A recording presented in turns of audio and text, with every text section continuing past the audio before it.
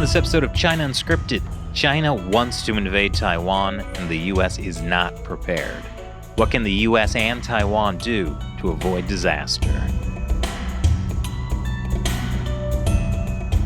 Welcome to China Unscripted. I'm Chris Chappell. I'm Shelley Zhang. And I'm Matt Ganejda. Joining us today is retired Rear Admiral Mark Montgomery, former Director of Operations for the U.S. Pacific Command.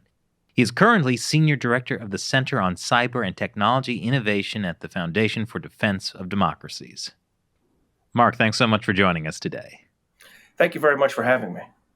So I'm really excited to talk a lot about, you were very knowledgeable about the Pacific, obviously, and, Taiwan. There's been some interesting developments with Taiwan recently. I guess the big thing that happened was that the State Department, on its webpage talking about its Taiwan stance, it removed the part where it said Taiwan is part of China. And it also removed the thing that said the U.S. does not advocate for Taiwan independence. Like, what do you make of this? Is this some kind of major shift in U.S.-Taiwan policy, strategic ambiguity? Well, I'm uncomfortable saying that right now, only because we've had the president say things about Taiwan multiple times over the last 15 months that were then walked back slightly. We had the whole fiasco, if you remember, when the Taiwan health minister was on a website. It was on a virtual presentation with the map in the background that showed Taiwan a separate color from China, and they turned her off, didn't turn her off. It was accident. It was a one-time only glitch done only to Taiwan. So what I would say is, I'm holding my breath until we have an actual discussion of this by senior State Department leadership of what new interpretations there are. It doesn't have to be changes, but what new interpretations there are to how we see the decisions that we made in 1979 and the subsequent Taiwan Relations Act and other things. And so once we get that State Department discussion, I think then we can have a reasonable discussion about the decision. I will say I'm not uncomfortable with any of the two things I heard today, but I'm uncomfortable doing it without having a forthright discussion about it. Just that they suddenly changed it on the website and people noticed, essentially. Yeah. It is interesting that it doesn't really have to be, like you said, a change in the policy, but a reinterpretation, because the way that you could kind of read what they did was, instead of centering the PRC in its discussion of U.S.-Taiwan relations, it kind of just took that whole thing out of it, where now that page is mostly just talking about U.S. and Taiwan and their relations with each other without saying anything about, I think, before it was like explaining what the U.S. one China policy was, and said it acknowledged that there's only one China, that, we're not supporting Taiwan independence, like you said. But now it doesn't say that we're supporting Taiwan independence or anything like that. It just kind of takes the PRC more out of the calculation. And I don't think the PRC can be really happy with that. It's like passing the Bechdel test, but with respect to China. Like the opposite, where you don't talk about China? Something like that. Bechdel test? Is that like where you determine somebody's an android? No. We'll talk about that later. Okay. So one thing I'd say about this is that I would be not surprised and disappointed if we hear later on, like, oh, we didn't mean any new interpretation. We're just cleaning up that website, like some kind of, lack of definitive declaration. I think that would serve only to have pissed off China, disappointed Taiwan, and confused our other allies and partners. And that would be frustrating. It reminds me, Elliot Cohen did a pretty damning piece recently, and I think in either Foreign Affairs or Foreign Policy, where he discussed the lack of statecraft in the last few national security councils.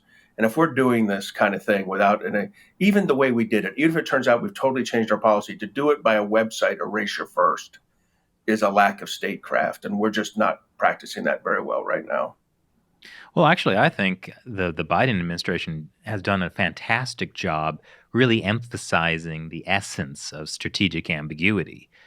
Like when Biden was asked by a reporter, "Can you vow to protect Taiwan?"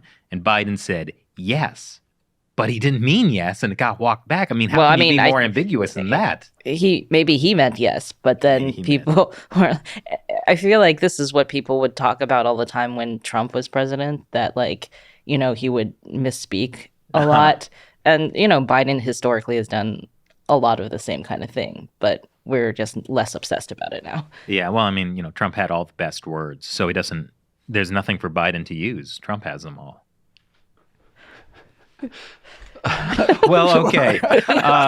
Perhaps for the sake of the audience, we should establish what strategic ambiguity is. So how what was that, and how did it affect how you operated in the Pacific? So I think strategic ambiguity was an introduction, trying to introduce risk into Chinese decision making by not stating what our specific intentions were in any particular crisis or contingency. So we wouldn't answer the hypothetical, and we left it.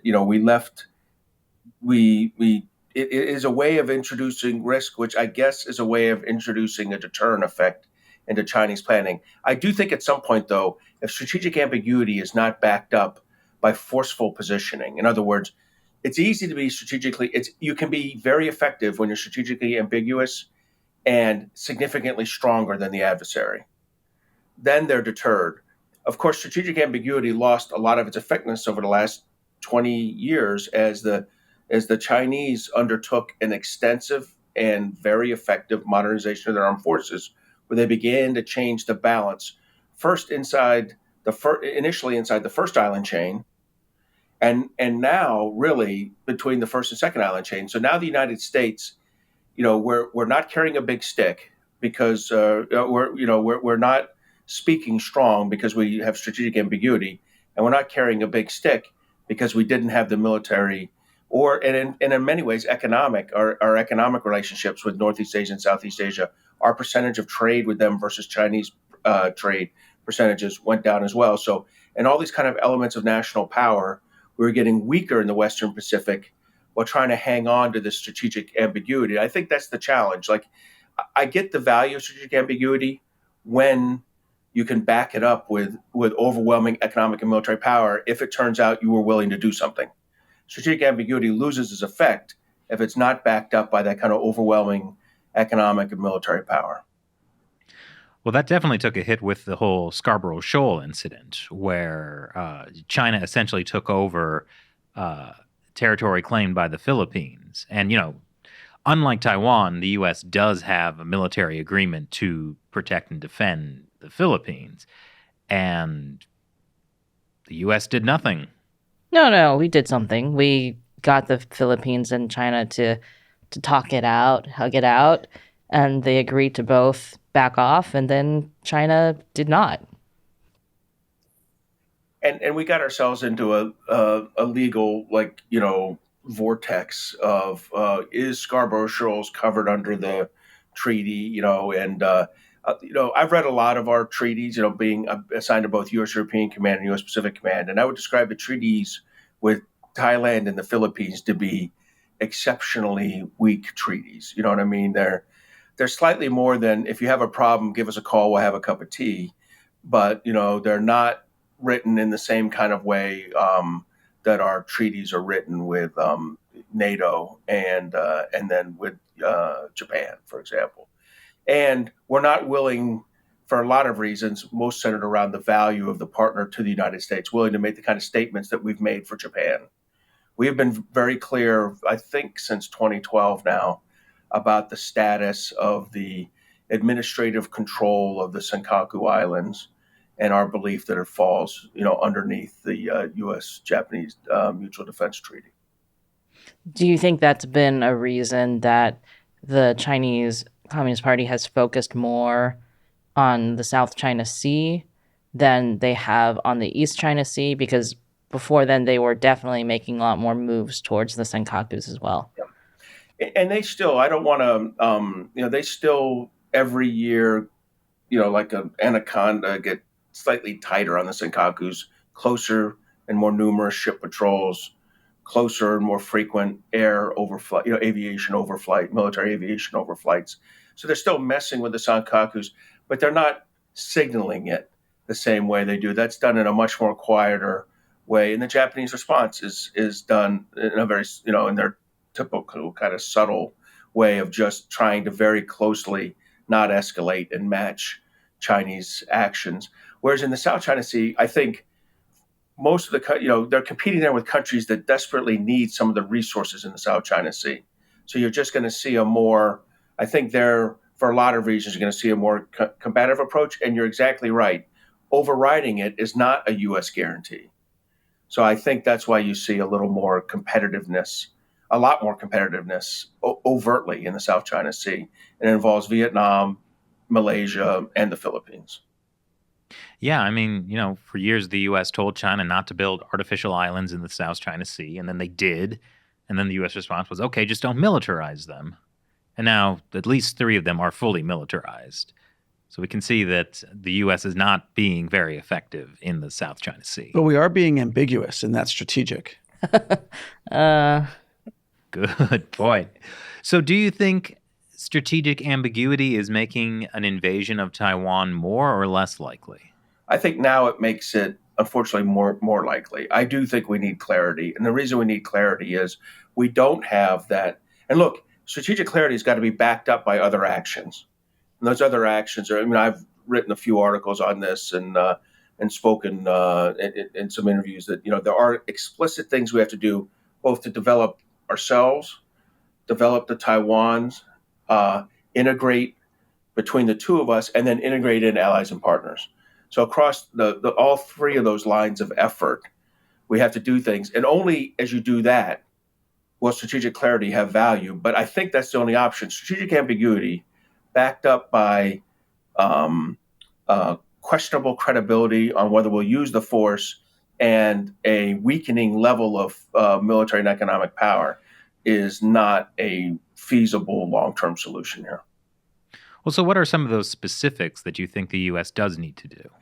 Well, for us, it's about being more capable within 6 to 10 days, having the relevant forces in position and able to repulse any type of counter-intervention force or intervention force that was coming from China, support the Taiwans with that, and help them in the case of, say, some kind of a blockade or quarantine.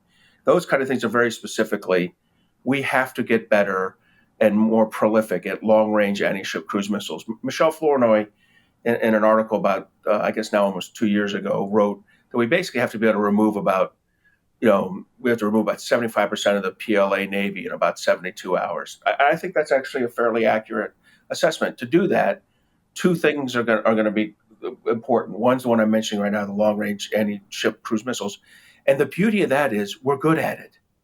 We are good at applying precision munitions at range, targeting and holding at risk ships at sea. And we can do it. The Air Force has got a fantastic platform with the B-1. They need to transition to the B-2 because the B-1 is aging out of their force. To the B-52, which the B-52 is apparently never going to age out of their force. And, they're doing a lot of work on its engines and wings, and it can carry a lot of LRASMs and do a lot of damage.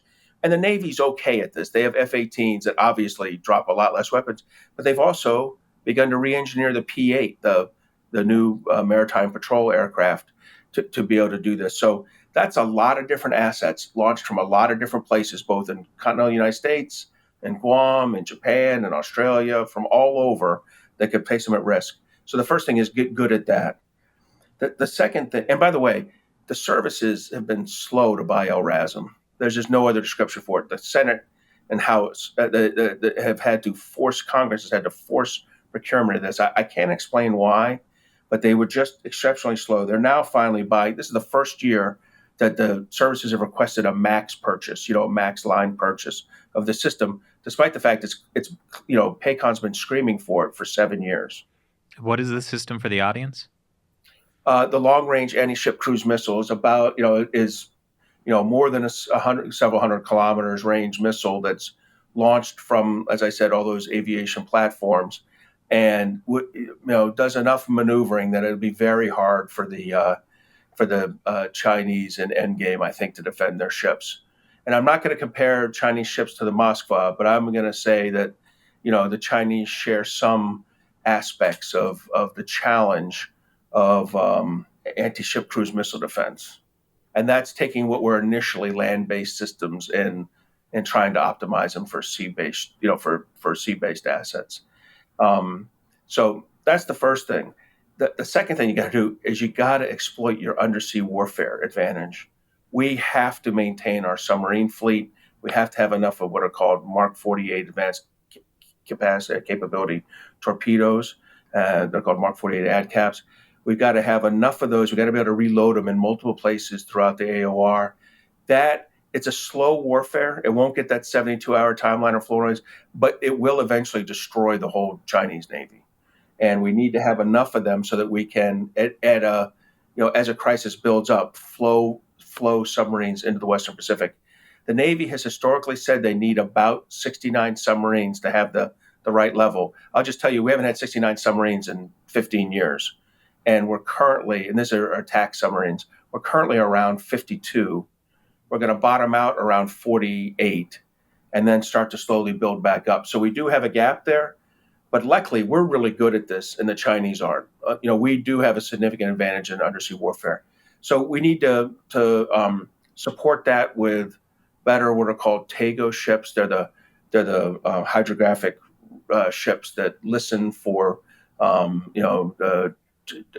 submarines at great ranges, and then the P-8s that I mentioned earlier, the maritime patrol aircraft. You have to have quite a few of those. So really, invest in your undersea warfare. So LRASM's undersea warfare. If I could give you one more, we've got to figure out how to defend Guam. Guam is the base for the submarines, so we reload the submarines. It's the base for at least the fighters and support aircraft, if not the bombers themselves. One other thing, it's U.S. territory with 150,000 plus American citizens on it. We need to actually defend this, and it's going to be hard. I see, where sometimes senior DOD officials are off the record say, it's impossible. Missiles are going to get through. Okay, missiles are going to get through. I got some bad news for our ships at sea. Missiles are going to get through there too. If we actually get into a hot war with China, missiles are going to get through. That doesn't mean you don't defend these critical areas, especially these critical assets. So, we do have to have some defense, and you have to invest in that ahead of time. You have to deter China. You have to convince China not to do it. We also need the message, this is U.S. territory. If you hit this, Chinese territory will be hit. You will be escalatory in hitting this. And we're not doing a very good job of that. The most famous comments on Guam are that, a few more troops on there, it might slide into the sea. You don't hear us very explicitly signaling to the Chinese, this is American territory. Strikes on this are the same as strikes on California, Hawaii, Washington State, and you can expect a similar response. But if we do those kind of things, we'll increase our ability to deter China. Because I tell you, the one country that'll know that we've improved these capabilities before any other is the Chinese. They'll be studying this carefully. It can have a strong deterrent effect. And then if deterrence fails, it can have a war-winning effect for the Air Force and the Navy. Do you think that if China attacks Taiwan, it would pretty quickly go for Guam? I would. That doesn't mean that's how they're going to fight. Now, I don't understand their escalation management. And since I used to think I understood Russian escalation management, and I clearly don't, I'm a little uncomfortable that anyone in our government fully understands the escalation management of our adversaries. So you have to be careful with this. But I would say that if you're really going to go after Taiwan and the United States gets involved, you're going to have to have hard decisions. Do you attack the U.S. airfields in Japan? Because if you do that, I think it's highly likely Japan will allow the U.S. to use its airfields. It will have access. I don't know that it's highly likely that Japan will be all in on day one of a conflict. But if the Chinese strike Japanese airfields to limit U.S. capacity and capability from there, then Japan will be all in. And so they have a tough decision there. And I think they have an equally tough decision in Guam. If we signal, as I said previously, that it is U.S. Sovereign U.S. territory, those are U.S. citizens, and a strike on Guam is a strike on the United States, a conventional strike. So the answer to that question is pretty complex, and I think it feeds into, do they strike Japan as well? So you talk about misunderstanding escalation management. And what was a common misunderstanding of Russian escalation management that like people got wrong and now we're learning from that and that could be then applied to China potentially? Well, I think the first thing we got wrong was deterrence. The president kind of famously said, hey, look, deterrence failed, right? He's talking after February 24th. I think my answer to that might be, I'm not sure what we were doing to deter them. I'm not sure that in the 8 years, we did some really good stuff in the 8 years following Crimea. It was small unit training at bases using Army units in California and Florida and other National Guards. And we did a great job training there, training Ukrainian military at unit level training. And the California National Guard with F-16s did some great training with the Ukrainian Air Force. But in terms of like providing them the kinetic weapons they needed, I mean, very famously, the Obama administration just refused to transfer these things with 2014 or 2016. And then under the Trump administration, for a variety of good and bad reasons, they were very slow to get this going. They eventually did authorize the delivery of kinetic weapons like javelins to Ukraine, but not in the kind of numbers that were necessary. And the Biden administration did not do enough in their first 15 months in office. So that kind of collective 7.5 years of not doing enough to deliver the effective weapons meant that we didn't really test deterrence theory in Ukraine. Now, flipping this into Taiwan, I think the lesson is we have to put our cards on the table left of boom. We have to make the investments in Taiwan's self-defense capability and in I mentioned a bunch that we can do in our military response. So in Taiwan's self-defense capability, they're spending about 2.4% of GDP on defense right now. And that's come up a little bit. It was down around 2%, but with some big purchases they've added in kind of what we would call supplementals to get their percentage up to about 2.4%. And I think it'll sit above 2.5% for the next few years. That's very good for a democracy, but it's not enough for a beleaguered democracy, one under incredible threat from an authoritarian regime. If you think about a similar case, Israel, under threat from authoritarian regimes around it, they're spending upwards of 5 or 6%. We spend, above around 3.5%. I think Taiwan has to be brought up a little bit. Now, part of it can also be, much like we help Israel for that, to get to that number, we can help Taiwan. And so I support, I've been pushing hard and I support the multiple bills that are out there, the legislative texts that are out there pushing for some kind of security assistance grant program to Taiwan, probably $2 to $3 billion a year, which is, which, while a small number in our size of defense budget of $770 plus billion, would make a big difference in Taiwan, where their 2.5%, ends up being about $16 billion. So if we could give $2 to $3 billion a year, we should predicate it on, first and foremost, they have to keep up their spending at 2.5% or higher. And second, that they have to buy the right weaponry. You need to buy counter-intervention weapons of this, and they have to be bought from the United States using our money like this, and that's pretty typical. But do those things, and we'll help you with this. And then they do need to fully embrace counter-intervention strategy and not worry as much about the typical tools of an Army or Navy or Air Force, but buy the things they need to thwart Chinese aggression. And they need to get better at joint, and they need to do better exercising. Final thing I'll tell you, this is extremely frustrating. When we fight alongside the UK, our 2 plus the UK 2 equals 5. We actually enable and enhance each other.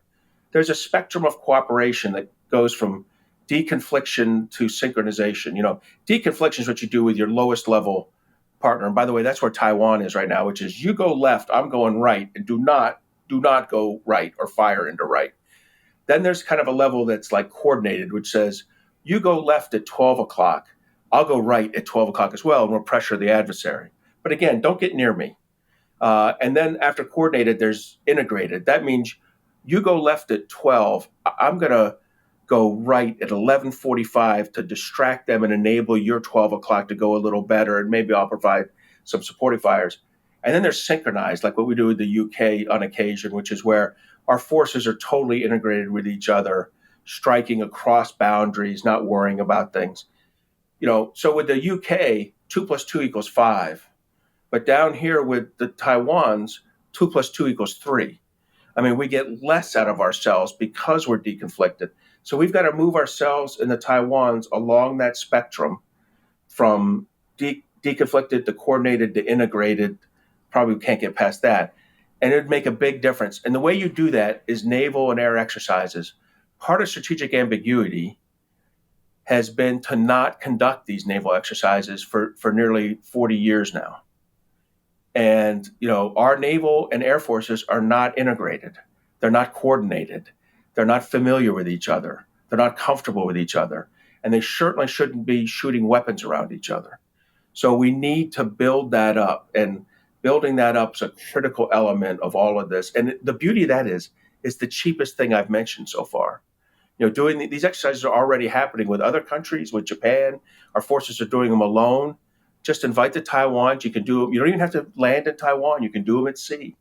You got to do some coordination. Somebody has to do some pre-planning, but the vast majority of forces can just mix it up and do this. We're close enough to each other there in Japan, where our forces in Japan and the forces in Taiwan to do this. To me, that's the real critical capabilities and capacities that we have to build between us and Taiwan. And that's what we need to learn from Ukraine. You do this left of boom. The one country that'll know 2 + 2 = 5, China. They'll be studying this carefully. And that's how you deter them. When they determine that 2 + 2 = 5, it's going to give them a deep pause, because the one thing they hate more than an independent Taiwan is a failed effort to integrate Taiwan. And so they won't want to attack if they think that we've built this kind of real credible, capable power. Well, the problem with left of boom is that in China they read from right to left. Think about it. They don't anymore. Not in mainland China. True. Moving on. Well, actually, I had a question about the inviting Taiwan on joint military exercises. Have we not done that purely for political reasons? Is it because we're afraid that this is going to antagonize the CCP? And does the resistance also come on the part of Taiwan? So you're right. We have, for political reasons, not invited Taiwan, and that's part of strategic ambiguity, and I think that needs to end. And I think Taiwan would come along. I'm confident they would. Well, I remember when we were in Taiwan in January of 2020 to cover the elections there, and we interviewed Wang Dingyu. Remember the MP from, was it Tainan? Tainan. Yeah. And he specifically, in his interview with us, talked about how he wanted Taiwan to be invited to RIMPAC. Yeah. Yeah. Yeah. So let me address that, because I get that all the time. Well, we can invite them to RIMPAC. RIMPAC is a lowest common denominator exercise. You got 24, 26 countries there. RIMPAC doesn't do it for me. And plus, you introduce the politics of 23 other countries. If I were us, I would just say we're doing a US-Taiwan Air X1, air exercise number 1, in June of 2022, and the area in the airspace in between Okinawa and Taiwan, and then I do a maritime exercise there. I do a couple each like that, and then I do a combined air maritime exercise together. And then the one country I'd invite in is Japan. I begin to integrate them into it. But after we get it working and safe and secure, have the right rules and cryptography, the crypto gear running and all that properly, and understand how to communicate safely, get that going, then you bring the Japanese in. RIMPAC would have, I think, some political bang to it. The joint exercises in the West Philippine Sea, or whatever you want to call that area, just east of Taiwan, that will have meaningful military value and political value, in that it will drive the Chinese completely, crazy. I mean, when you were the head of operations for the U.S. Pacific Command and the Navy, like surely you had discussions about this, right? Like, how did those discussions go? Okay, so yeah, I was for the Joint Force, right? U.S. Indo-Pacific Command, and you're absolutely, we definitely wanted to work with them, and we were definitely told not only no, I couldn't visit there. I had a few guys who were allowed to go to Taiwan during one exercise a year, but they had to wear civilian clothes. We make the Taiwan people come to the United States or Hawaii come in civilian clothes. We make their pilots who fly at Nellis learning the F-16. They used to fly without any of their patches of their units. It's kind of like a little Top Gun 2 action, kind of thing. We don't want to see these Taiwan flags. And, it's insane. I mean, the deference to China in this is, to me, was unacceptable. If China acted like a reasonable, transparent, mature country and didn't, do Hong Kong, Tibet, and what they do with the Uyghurs, I mean, maybe we'd show them a little respect. But from my point of view, they show almost no respect for international law. They have very little transparency. They are what they say and do with Taiwan is unacceptable. I do not understand why we. I get that we're the adult in this relationship, but I don't believe we should be this deferential to them, and I think we should. I was asking to do tabletop exercises. I think we should invite over the Taiwan senior leadership and lay out a releasable version of our war planning, and they lay out a releasable version of their war planning, and so we understand each other better as well. So, in addition to the actual military forces interacting, there should be some senior level planning, and I'd involve our State Department and their Ministry of Foreign Affairs after a while as well, to allow the whole interagency process to play out. I think the Taiwans would be a little disappointed when they watch our interagency process descend on a war fight. But I think that's how you build up a shared sense of understanding and a credible, coordinated or integrated war fighting effort. I wasn't able to visit Taiwan until after I retired, and when I went to work for Senator McCain, who couldn't have sent me there fast enough, right? He understood the value of recently retired military officers and congressional staffers visiting Taiwan, understanding the issue from the Taiwan's point of view. Now, if the U.S. doesn't do any of these things, such as doing joint operations with Taiwan and changing its strategic ambiguity stance, do you think China will invade Taiwan before the end of the decade? So that's a very good question. I think first, what I like to say is Admiral Davidson said this could happen by 2027. He wasn't, of course, accounting for us taking actions. And so I think if we do take actions, we can, and the Taiwanese take actions, we can push the date to the right. The question is, if we don't take actions, is something likely by 2030? I'd say yes. It may not be an explicit cross-strait invasion. They may decide that they have a gray zone way of doing this, using cyber attacks on their critical infrastructure, potentially, ballistic missile attacks, disinformation operations, maybe a quarantining or a blockading.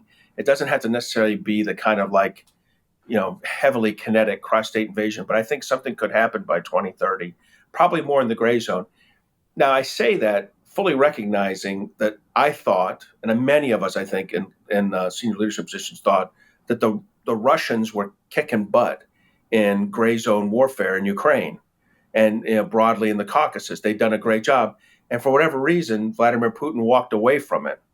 The annexation of Crimea was not a kinetic attack in the same way what's happened since February 24th. It was definitely the very aggressive end of gray zone warfare, where little green men poured across the border. They cut the fiber optic cable out of Crimea to cut data flow into the Ukrainian capital and basically occupied it, and illegally annexed it over a period of about a month.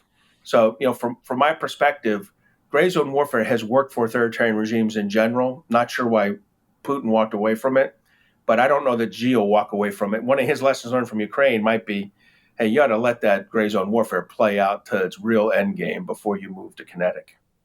That might delay a kinetic attack before 2030. So you talked about cyber. What do you, and of course that's your field now. What types of cyber warfare do you think we're seeing now with respect to Taiwan, and what do you think we're going to see in the next 3 to 5 years? So I think Taiwan is subjected to an even greater level of attempted penetration than the United States is from China. In other words, I think the Chinese level of effort's even higher. Now you have to account for size of infrastructure and economies, but maybe not quantitatively, but comparatively higher in against Taiwan. I think that they're trying their hardest to put malware into their electrical power grid, into their water systems, into their transport systems, into their financial services, into their telecommunications. I think they're trying to get penetration into all of those. I think that they already do a significant amount of disinformation operations, and they'll continue to do that over the next few years. So I think it's heavy. And I think, I hope that we're doing cyber capacity building exercises with them. Now, because of the size of their economy and their wealth, they wouldn't qualify for a USAID grant program like we did for Ukraine. By the way, that was really helpful. We gave a grant program starting in 2018, about $40 million over 4 years to help them with their cyber defenses. And I think that paid off. But the thing that Ukraine also got that Taiwan could get is hunt forward operations by U.S. Cyber Command, where teams work side by side with Taiwan Cyber Mission Force teams. So teams from the National Mission Force at U.S. Cyber Command work side by side with their Taiwan counterparts to help look through their infrastructure, ferret out Chinese malware, try to teach them and work with them and learn from them, because they've learned things we haven't learned about how, Chinese tactics, techniques, and procedures. So we're doing it. So I think there's a lot we could do there. I hope it's already happening with Taiwan. We tend to announce hunt forward operations after they're complete, but I think we did 9 countries last year. I'm hoping that as we do this year, Taiwan's one of those countries. And I would give Cyber Command a lot of praise for what they did in helping Ukraine. I'm just curious. How did you? It sounded like you were frustrated with how the U.S. was approaching Taiwan. How did you deal with that when you were, in the Pacific? Well, there's a chain of command. You put recommendations up. I do think we rewrote war plans to more clearly identify the capability gaps and capacity gaps we had. And I think in some ways that drove the LRASM discussion that started in the Congress in 2017. It has highlighted the submarine challenges. We definitely were pushing hard for an AWACS replacement. It was obvious to us early on that while the Navy upgraded what's called the E-2C Hawkeye, a carrier-based AWACS, to what's called the E-2D Hawkeye, which is the only thing they have in common is the word Hawkeye, right? It's just such a dramatically different aircraft, improved aircraft. The Air Force had decided to walk away from this and was going to do it through some kind of magical space-based system that has not yet reached fruition. So we were pushing hard on the Air Force, hey, you got to replace this. We went and saw the Australian Wedgetail, and we're pushing it. And I have to say the Air Force was not receptive for about 3 years. But I think as the space-based concept fell out of likelihood of, it became clear it wasn't going to work. And the U.S. AWACS aircraft have really reached a horrific level of readiness, somewhere between 33 and 50% readiness across the 30 aircraft. We really can't generate it. And their capabilities are dated. They're 20 years dated. The Air Force has now come around, and it's their own idea, of course. They're going to buy Wedgetail replacement aircraft. How did that happen? That's PACOM studying the most dangerous war plan, Taiwan, and determining this was an absolutely necessary component that we needed, and then arguing for it. And it took 3 or 4 years too long, just like the LRASM, but the Air Force is coming around now and procuring it. So I think that was that sounds very tactical, but that's when you're at a COCOM, that's how you respond. You don't get to like call the president up and say, hey, what's up here?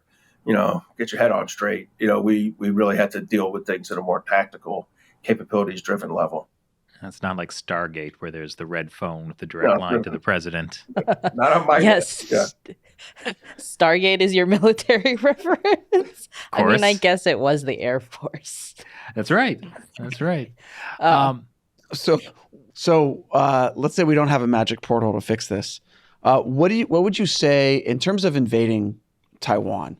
What would you say are the Chinese People's Liberation Army's greatest strengths?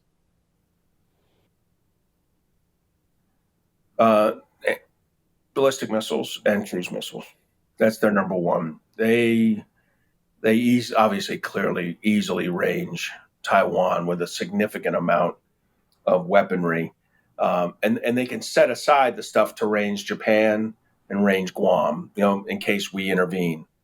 But they can definitely significantly hammer Taiwan's critical infrastructure in all sectors. How much damage do these cruise missiles do? Enough, on an electrical power grid, on a water station, on a fuel depot. I mean, kind of one of the untold stories. Like Russia's obviously they've executed poorly in Ukraine, and they clearly are no longer a large scale maneuver army. They have, however, launched more than 2,400 cruise and ballistic missile attacks into Ukraine with some levels of success. And the Ukrainians, and I totally support them doing this, don't show us the successes of Russian attacks on air bases, military stowage units, logistics, oil field, things like that, because as part of the information operations campaign, you don't want the Russians to know if they're successful or not. But I mean, Russian and Chinese cruise missiles will be effective in really hammering the critical infrastructure of U.S. allies and partners. They have been in Ukraine. They will be in Taiwan. They would be in Japan if they attack Japan. And they could be against Guam as well if they attack Guam. So that's something we really have to prepare for. And this is not like a Stinger problem, right? An inbound cruise missile or an inbound ballistic missile is not going to be engaged by a Stinger. We really need to find low-cost, short-range air defense systems that are effective. We also need to really emphasize deception techniques. They do a lot of cave work in Taiwan for bunkering that, for placing their aircraft in, and they can fly aircraft off to some of their highways.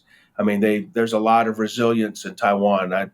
I don't know if it's Ukrainian level resilience, which has been impressive, but there's a lot of resilience in Taiwan.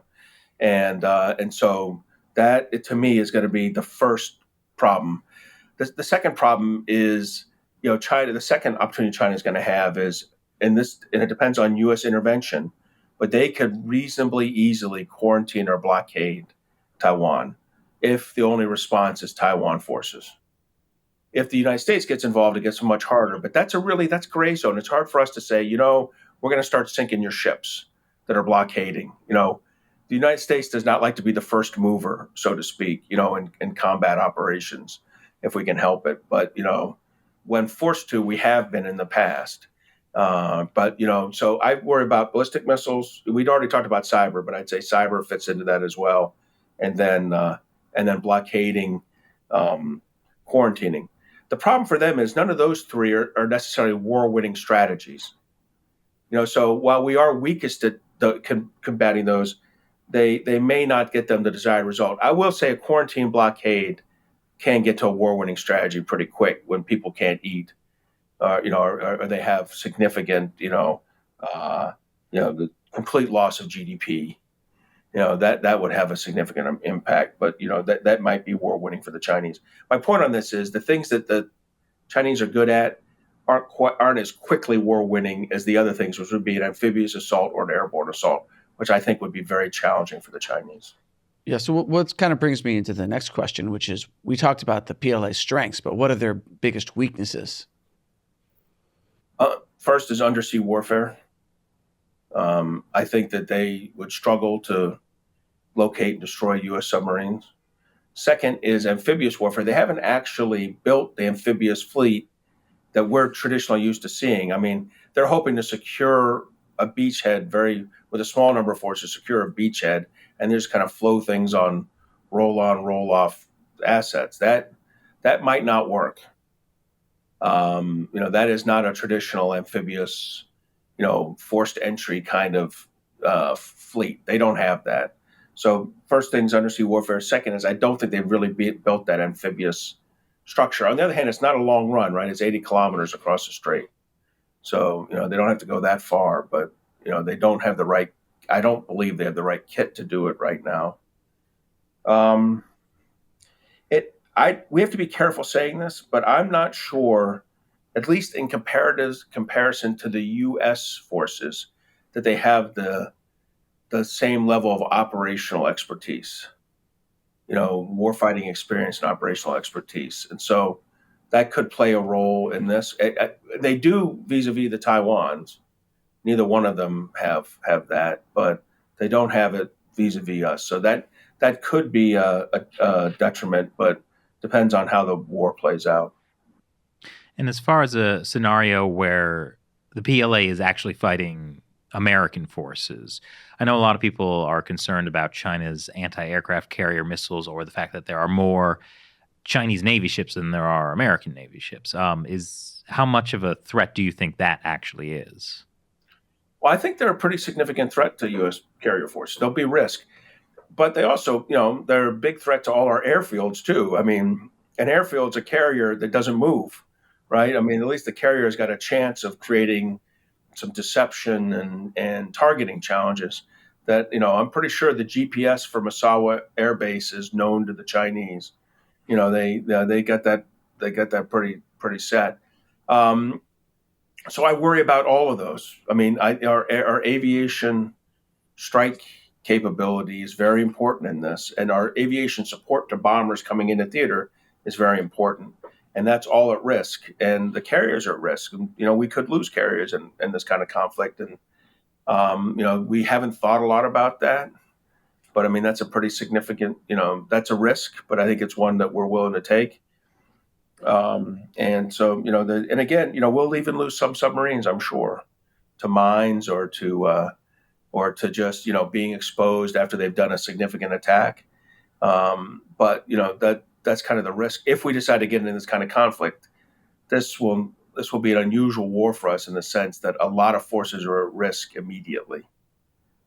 Do you think that that's been kind of accounted for? Because you mentioned that the Chinese Communist parties, they don't have the same operational experience as U.S. forces, but also how long has it been since the U.S. has fought a war in the Pacific? No, that's a fair point. I don't think it's been accounted for yet. I don't think it's built into the, I think individual pilots, because they have that risk with every takeoff and landing, especially carrier-based ones. So it's built into their ethos a little more. But for everyone else, I think this will be part of a challenge that we have to prepare our forces for. But I think that's a fair question. Are we ready for this in the same way? I don't think any country's ready for kind of major air and naval combat. It just hasn't happened in a long time, particularly naval combat. So we'll have to wait. We'll have to wait a little bit on that. We'll have to continue to work that and build that warfighting capacity and spirit into our forces. Now, one of the challenges we've seen the Russian army face is their poor ability to supply their troops on these forward operations into Ukraine. How is China's capability with respect to if they can land troops on Taiwan beachheads? Can they keep them supplied? Can they keep getting more troops there? Can they keep, can they fuel the tanks? That's a fantastic question. So, when I think about Russia and Ukraine, I mean, two things are undermined them. One is the lack of empowered NCOs and the turnover of 60% of their people. Set that aside. When we turn over about 10% of our military every year, big differences. Set that aside. The second biggest issue has been this logistics. For us, logistics, the challenge of logistics is always the last mile. How do I get a round into an M1A1 tank forward? How do I get a Sidewinder onto an F-16 at an airfield? For the Russians, it turned out that the logistics challenge was the first mile. Wherever I've been sitting for the last 3 weeks in Belarus or 3 months in Russia, as I left that, I started to have a logistics challenge 8 hours later. As I broke free, I had food problems, water problems, fuel problems, ammo problems, communications problems, everything. And I mean, that was a surprise to us, I think. I certainly had not read anything that led me to believe that would be true. Now, look, you say, well, the Chinese have in many ways mimicked Russian development, and there's some truth to that. The one place I'd say that the analogy doesn't hold is that while Russia does not have a well-developed commercial, on-time delivery service like Europe and the United States have, China is more like us with that. They have developed the internal logistics. In other words, there are logistics that run their domestic economy in a way, that is more akin to ours than to what happens in Russia. So it's very hard for us to assess. I'm sure there are people immediately taking a look at this right now. Like, what is the logistics capability and capacity of the Chinese forces? Now, one other thing is the Chinese are fighting a home game, and they're not talking about, the air forces. I don't think have an issue. The maritime forces won't. But what you're getting at is when they get a lodgment in Taiwan, are they going to be able to do it? I would say it's an 80-kilometer push, but you're absolutely right. I think, look, if they got a lodgment, I would, if I were the U.S. and Taiwanese Joint Force Commander, I'd immediately destroy any airfield nearby with U.S. strikes. So make them do maritime. Make their roll-on, roll-off, and logistics ships run a gauntlet of U.S. submarines. My answer would be, I don't care if they were going to be good, we'll make them not good. Have LRASMs plowing into that. Those are undefended ships. One LRASM will sink them, but we'll probably hit them with two because that's how we are. But I mean, it'd be I think you've hit on a real risk for them, is that if they go for a lodgment event, they better be able to secure and defend 2 or 3 airfields. And the same problem that the Taiwans have holding off Chinese ballistic and cruise missile attacks on the airfields is the same problem the Chinese, lodgment force will have holding off U.S. attacks on those, Tomahawk attacks onto formerly Taiwan, now Chinese-held airfields. I think they would have a lot of trouble doing this. And I think that one of the positive lessons of Ukraine from us is that, our ability to cut off the adversary's logistics chain, it can be determinative. It certainly was for a self-inflicted determinative problem for Russia and Ukraine. So how many ground troops does the PLA need to station in Taiwan in order to actually take Taiwan? So I've done a bunch of unclassified war games recently where there's a lodgment event, right, where they're trying to get that. And they've got to get a lot ashore before it's self-sustaining, before it can hold, defend, and grab more land. And I mean, it's a real challenge for them. I mean, we have to be slow in our decision making. Look, I just described a known flaw with us, but we have to be slow. If we're very slow in our decision making process to support Taiwan, they may be able to get a large lodgment on. But if we're medium speed or fast and responding to the call for assistance, and we're committed to destroying the forces trying to seek lodgment and replenish those forces, then I think that we can create an unwinnable condition for the Chinese. Well, I think a big factor in the Ukraine war is just the overwhelming support for defending Ukraine in the American public and the media. And that's, given a lot of political power to the Biden administration to be active. Do you think in the event of an invasion of Taiwan, you would see the same kind of support for Taiwan from American society?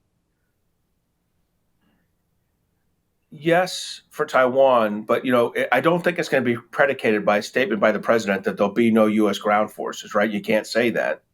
So we're supporting something different here. Do the American people support giving $4 billion worth of gear, $8 or $10 billion worth of defense support and humanitarian support, and paying slightly higher gas taxes? Yes.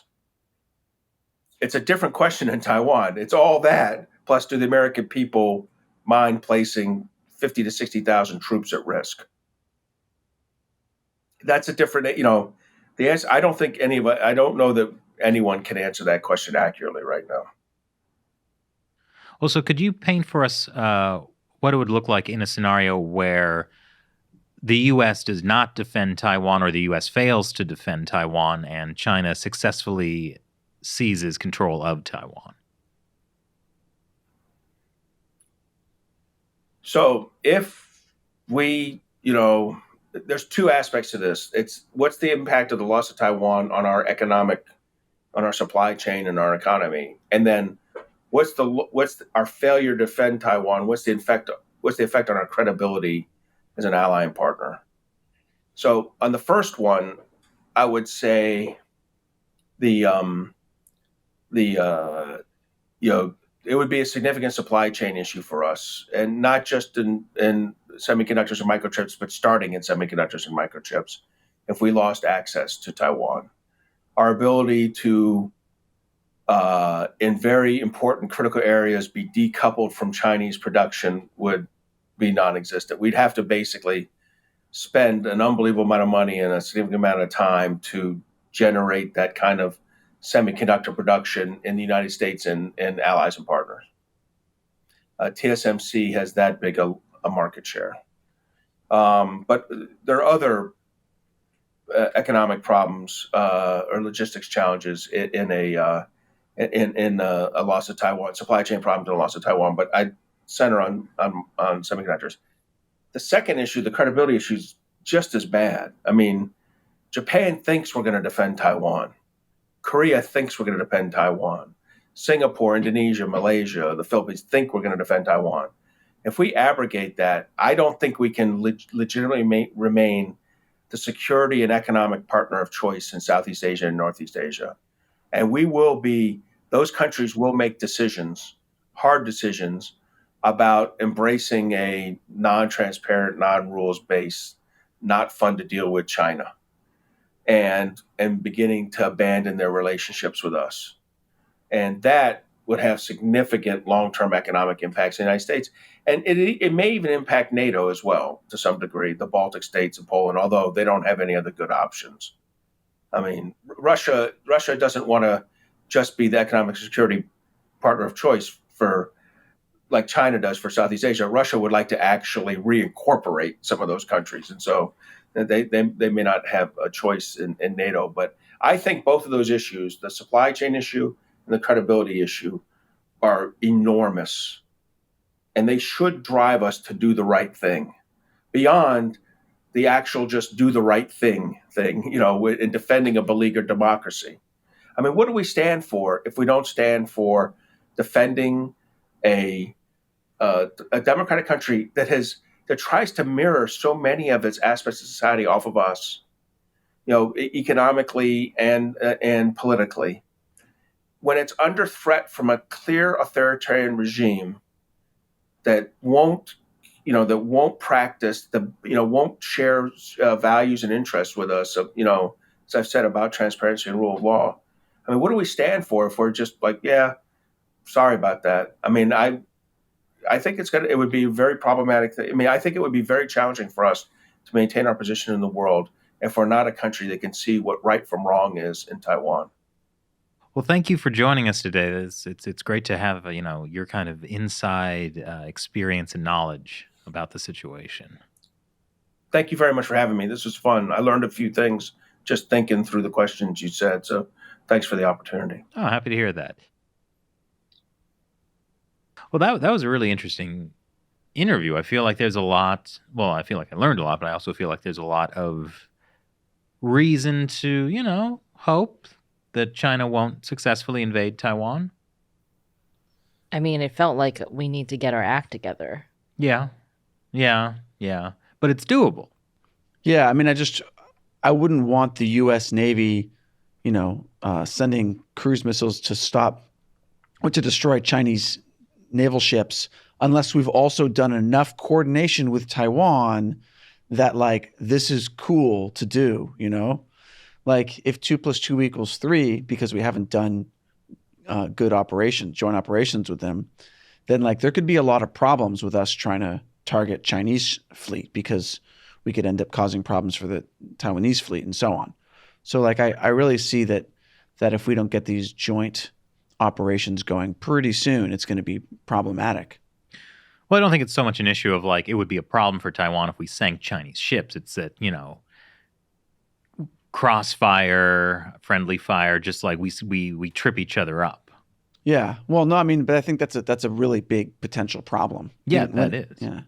I mean, really, the goal should not be to prevent a Chinese invasion of Taiwan. The goal is to support a Taiwanese invasion of mainland China, the establishment of West Taiwan. Or America could fake everyone out and we invade Taiwan. Yeah, while China is invading Taiwan, we sneak in from the north and through Russia. Okay. Oh, no. He's saying something different than you're saying. No, America should invade Taiwan from the east, and then we control Taiwan. But then, instead of what we did at the end of World War II and give it to China, we give it to Japan. I feel like Chris's face right now is just... America should colonize Taiwan? That's what you're saying? Think about it. They've got the best hot pot. You go to 7-Eleven in Taiwan, they've got those milk. They have like truly weird fruit pizza, milk. though. I don't know if we can. Yeah. I don't know if we want them because their pizza is really strange, and also their sandwiches are a little weird. Yeah, I really like how we have like these incredibly smart experts on, and as soon as they leave, the level of dumb Goes skyrocket. Yes. It's interesting because I felt like when you misunderstood Matt, you were like, "Oh, this is a great idea. We could sneak in and take China while they're distracted taking down." That's what you were thinking, yeah. But no, Matt's idea was definitely way more out in left field. Yeah. Well, actually, I did think about that briefly during the interview. Like, hey, like if Guam is part of American territory, don't attack that. Otherwise, it's the same as attacking California. If we just took over Taiwan, and attacking Taiwan would be the same as attacking California. Wait a second. I think like some Americans would like that. We don't An attack on California, not Taiwan. Okay. Well, hold on. We don't have to colonize Taiwan for that. It just having a defense treaty would essentially. I see the middle way. Defense treaty, maybe like an Air Force base. Have some Marines on Taiwan. Is that what you're saying? Yeah. Nope, I stand by. Help Taiwan invade mainland China. West Taiwan, 1,000 years. I feel like that was the Chiang Kai-shek dream. It was. Can we help Taiwan's old authoritarian ruler achieve his dream post-mortem? That's beautiful.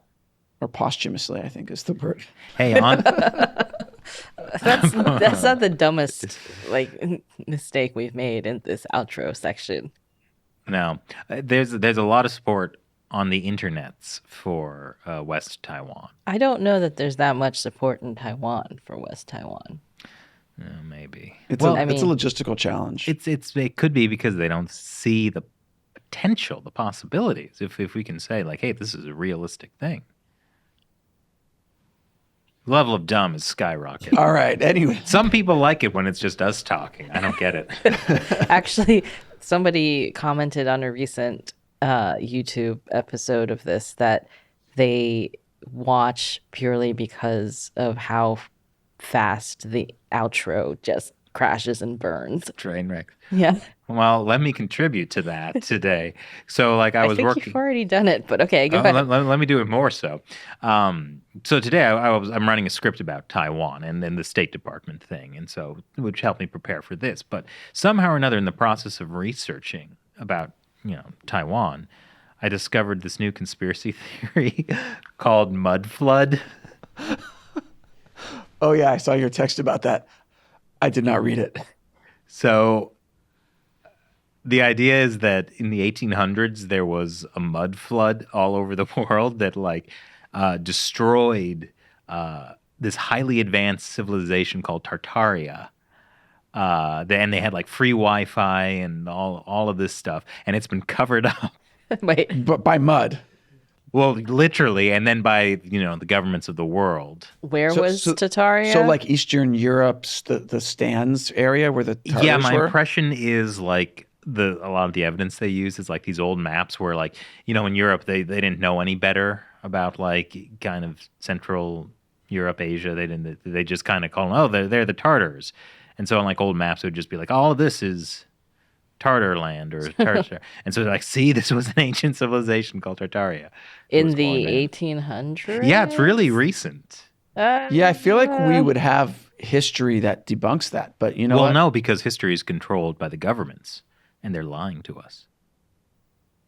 Wow, yeah, this really did go off the rails really fast. I know. I'm just fascinated by this thing. I just discovered it today, so it's But there are some conspiracy theories that are just fun. like Time Cube. Time cube, yeah. So, anyway, the look on Shelley's face says, "Let's wrap this up, Chris." It's because she can't handle cubic thought. Thanks for watching China Unscripted. I'm Chris Chappell, I'm Shelley Chong, I And, think. And I'm Matt Ganesta. and I sincerely apologize. See you next time.